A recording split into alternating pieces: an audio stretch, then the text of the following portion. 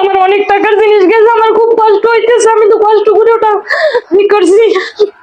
সবসময় এই বিল্ডিংটার ভিতরে 30-35টা লোক থাকে, মানে দিন রাত 24 ঘন্টা তালা ভাঙ্গিয়া ঘরের স্বর্ণ ঠন্ন লইয়ে গেছে। নিরাপত্তা চাই আমরা। আমাদের আসলে বলারও কিছু নাই, আর আমরা বলতেও পারবো না, কিছু বলা যায় না, কারণ যখন তখন ছুরি মারতে পারে। কারণ ভয়তে আমরা আতঙ্ক কিছু বলি না, প্রশাসন এগুলো দেখে না। আমি গতকালকে সন্ধ্যা 7টার দিকে আমার মেয়েকে নিয়ে ওই বেসিক মেলায় গিয়েছিলাম। তখন ওই ফেরার সময় বাজে রাত্র 8:30। ওই সময় বাসার ভিতরে ঢুকি, তখন দেখি পিছন থেকে একটা লোক আমার পিছনে আসতেছে। আমি মনে করছি যে হয়তো এই গল্লিরই কোনো লোক আমার পিছনে পিছনে আসতেছে। আমি এবার একটু সাইড দিছি। সাইড দেওয়ার পর যখন আমার সামনে দেখি ও লোক আসে না, আমি যখন আবার এদিকে ঘুরে হাঁটতেছি, উনি আমার পিছন থেকে থাবা দিছে। তখন আমি ওনার সাথে সাথে দৌড় দিছি, দৌড় দিয়ে পাইনি, উনি তো আমার জিনিস নিয়ে গেছে। কিন্তু আমাদের দেশের দেখেন আইন ব্যবস্থা কেমন, আমরা বাসা থেকেই বেরোইতে পারতেছি না। সন্ধ্যার সময় তখন 8:30 বাজে, তখন কি অনেক রাত্র হয়েছে। আমার তো অন্য কোনো আঘাতও করতে পারতো সে। আমার কালকে আমার হয়েছে, আর একদিন অন্য একজনের হবে, তাহলে আমাদের নিরাপত্তা কোথায়? আমাদের তো কোনো নিরাপত্তা নেই, আমরা ঘর থেকে বেরোইতে পারতেছি না। এটা হয়েছে পটুয়াখালী লতিফ স্কুলের পান্থলেন বলে ওটাকে, আমি ওখানেই থাকি। আমার একটা গলার সেট নিয়ে গেছে, ওটা এক বড়ি স্বর্ণ ছিল এবং সাথে লকেট ছিল একটা। হ্যাঁ, প্রশাসনকে জানানো হয়েছে। আমি চাই যে আমার জিনিসটা উদ্ধার হোক। আমার অনেক টাকার জিনিস গেছে, আমার খুব কষ্ট হইতেছে, আমি তো কষ্ট করে ওটা করছি। আর সবসময় এই বিল্ডিংটার ভিতরে 30-35টা লোক থাকে, মানে দিন রাত 24 ঘন্টা।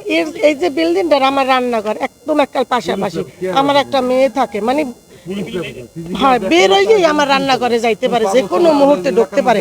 হেরা তরমুজ লইয়া খাবার লইয়া সবসময় ওইটার ভিতর থাকে। এই ভবনটার ভিতরে সবসময় ওই লোকগুলো থাকে, মানে সবসময় আওয়া যাওয়া করে, লোকগুলো ঢোকে বের হয়। হ্যাঁ, এই লোকটা যেন কালকে একটা অকারণ ঘটে গেছে আমার বাসার সামনে, 2 মাইজি যাই অনেক কান্না করে পড়ে গেছে, অনেক কান্নাকাটি করছে। এই ধরনের ঘটনা ঘটতেছে। কিছুদিন আগে আমার বাসার পাশে একটা বিকেলবেলা বাহিরে গেছে কেনাকাটা করতে, তালা ভাঙ্গিয়া ঘরের স্বর্ণ ঠন্ন লইয়ে গেছে, স্টিলের আলমারি। এই মারুফ ভাই করে আর স্ত্রী থাকতে এই জায়গা, মানে এরকম ঘটনা ঘটতেই আছে, মানে এই আমাকে এই গল্লিটার ভিতরে।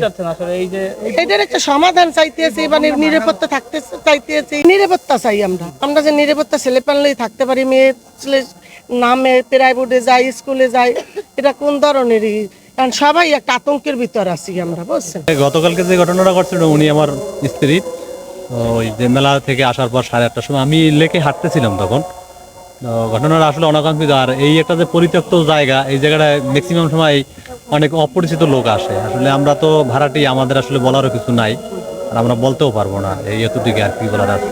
আসলে এই রোডে রাত্র 8:30টার সময় এই ধরনের ঘটনা, এটা আসলে অনাকাঙ্ক্ষিত। এটা আসলে আমরা হ্যাঁ আরেকজনের সাথে ঘটতেই পারে, আর ঘটবে, এটা এমন মানে অবাস্তব কিছু না, এটা বাস্তবিক। আমরা চাই যে আসলে এই যে জিনিসগুলা, যে এরকম অপরিপক্ত যে জায়গাগুলো, এইগুলো আসলে ভাঙ্গা বা আটকাই দেওয়া, যাতে লোক প্রবেশ না করতে পারে, আশ্রয় না নিতে পারে, এটা প্রশাসনের দৃষ্টি আকর্ষণ, যাতে তারা সঠিক পদক্ষেপ নেয়। নিরাপত্তা ভুগি, এই যে এলাকার মোটামুটি নেশা করে আড্ডা খানা হয়েছে, বাইরের লোকজন আসে। আমরা রাস্তাতে চলাফেরা করি, তখন দেখি লোক আমার চিনি না, বহিরাগত লোকজনরা আসে, এই ঘোরাফেরা করে বাইরে। কার সাথে আছে, কার সাথে কোথায় আসে, কার কাছ থেকে আমরা জানি না, দেখি বাইরের লোকজন আসে, এখানে আসে রাস্তা ঘোরাফেরা করে। মাঝে মাঝে ভাঙা পরিচিত বিল্ডিং এ ঢোকাঢুকি করে, বাইরের লোকজন চিনি না, এই যে পরিচিত বিল্ডিং এ দেখি বাইরের লোকজন আসে। আমরা বলতে পারি না, কারণ বলতে গেলে এখন যে অবস্থা, বর্তমান যে প্রেক্ষাপট, এতে কিছু বলা যায় না, কারণ যখন তখন ছুরি মারতে পারে। কারণ ভয়তে আমরা আতঙ্ক কিছু বলি না, আমরা এই জন্য কোনো সময় কারো কিছু বলি না। হ্যাঁ, নেশা করে আড্ডা খাওয়ানো হয়ে গেছে এলাকা, আশপাশ সব দিকে, মাঠে, সব জায়গায়, কিন্তু প্রশাসন এগুলো দেখে না, প্রশাসন নিশ্চুপ থাকে।